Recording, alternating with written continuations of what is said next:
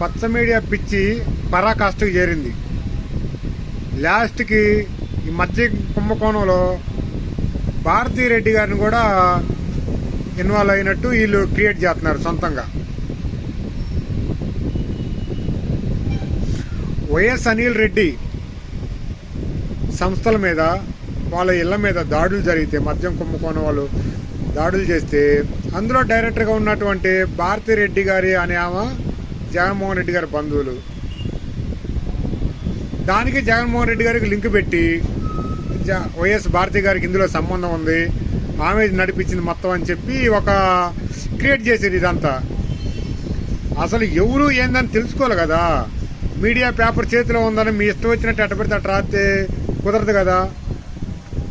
దీని మీద భారతి గారు స్పందించి ఆ మీడియాకి, ఆ పేపర్ ఛానల్ వాళ్ళకి నోటీసులు పంపించారు పరువు నష్టం దావా కింద. మళ్ళీ ఎమ్మన్నా తేరుకొని వీళ్ళే మళ్ళీ రాస్తారు. మొన్న మెయిన్ అక్షరాలతో రాస్తారు పేజీలో. ఈరోజు ఏమైనా లోన్ అక్కడ చిన్న పేపర్లో వైఎస్ భారతి గారు కాదు, వాళ్ళు ఎవరో ఆ పేరు కల్లా ఇంకొక ఆమెను రాస్తారు. ఎందుకు ఇలా రాస్తున్నారు మీరు? ఒక వ్యక్తిని కింద పరిచి రాయటం వల్ల మీకు వచ్చింది ఏంది? దానివల్ల మీరు ఏమి లాభం పొందాలనుకుంటున్నారు?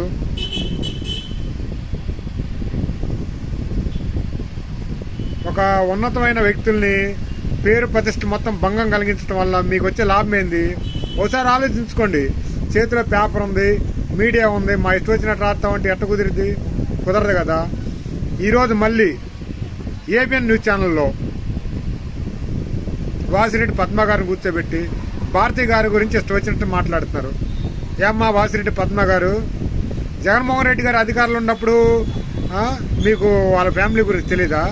వాళ్ళ హస్బెండ్ వాళ్ళే తెలీదా? పార్టీ అధికారంలో ఉన్నంతకాలం పదవులు అనుభవించారు.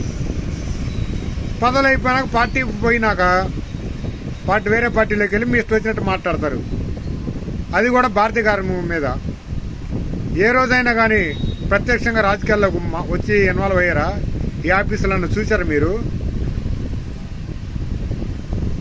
ఎందుకు ఈ రకం మాట్లాడుతున్నారు? ఒకసారి ఆలోచించుకోండి. మీరు మహిళలే.